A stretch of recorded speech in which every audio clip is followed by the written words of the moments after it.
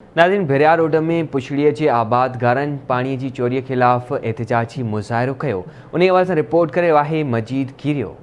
भिरिया रोड रोड़ी कैनाल साॻी शाख में निकिरंदड़ ढींगो शाख जे पुछड़ी जे आबादगारनि जो पाणी खोट ख़िलाफ़ एहतिजाज। ढींगो शाख जे मुंड जे आबादगारनि इरिगेशन अमले सां मिली भगत करे हथ सां पाणी चोरी कराइण लगा, जॾहिं त इरिगेशन अमलो मुंड जे आबादगारनि खां गरी रुश्वत वठी सरियाम पाणी गैर कानूनी तौर वंझियूं मिट्टीअ जा कट्टा लिफ्ट मशीनूं लॻाइण सां गॾु रेलवे जा स्लीपर चोरी करे शाख अंदर लगाए अनोखे अंदाज सां पाणी चोरी करे रहिया आहिनि। पर इरिगेशन खाते जो अमलदार को बि नज़र न आयो। पाणी जी हथरादू चोरी सबबि आबादगारनि कणक जी पोखाई बि न करे सघिया आहिनि। वधीक आबादगारनि हारिन आवाज़ टीवी सां ॻाल्हाईंदे चयो त हथरादू खोट ज़ाहिर करे ऐं मुंड जे आबादगारनि खे पाणी असां पुछड़ी जे आबादगारनि जो विकिरो कयो पियो वञे। हाणे असां साम्हूं आहे वाटर कोरस जी का डिज़ाइन न आहे ऐं अॻियां वाटर कोरस जेको बि वाटर कोरस आहे उनखे अॻियां हथ जो हिकिड़ो छही ॾिनी वई आहे, जंहिंमें रेलवे जा स्लीपर बि निकिता आहिनि, पाचका बि निकिता आहिनि ऐं उन खां पोइ वरी लिफ्ट मशीनूं लॻायूं पियूं वञनि। हर वाटर कोरस ते माना डायरेक्ट शाख में ऐं इरिगेशन अमलो का ॻाल्हि असांजी ॿुधण लाइ तयारु न आहे। पुछड़ी जे आबादगार में जेको आहे असां तक़रीबन 20-25 एकड़ में 2-2.5 लख रुपया ख़र्च करे चुका आहियूं हर ते।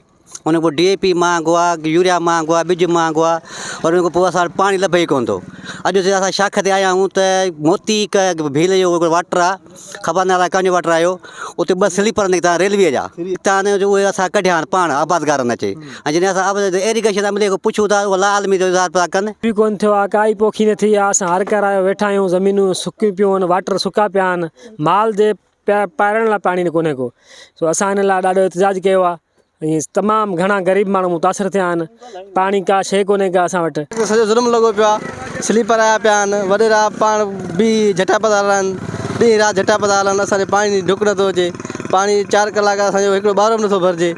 इहो ज़ुल्म लॻो पियो आहे वॾेरनि जो। इहे स्लीपर सरकारी स्लीपर अलाए कीअं आया आहिनि हिते। इहो बेलदार खां दारोगे खां इंजीनियर खां पुछा वेंदी कीअं आया आहिनि।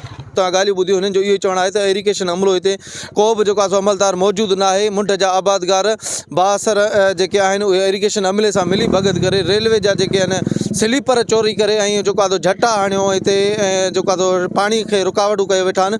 पर हिते को बि इरिगेशन जो जेको आहे कानून नज़र न पियो अचे। हिननि सिंध हुकूमत समेत इरिगेशन अमलदारनि खां जेको आहे सख़्तु मुतालबो कंदे चयो त ढींगो शाख ते कानून इरिगेशन जो लागू करे पाणी जेको आहे पुछड़ी ताईं फ़राहम कयो वञे। कैमरामैन गफ़ार चन्ना सां गॾु अब्दुल मजीद कीरियो, आवाज़ टीवी, भिरिया रोड।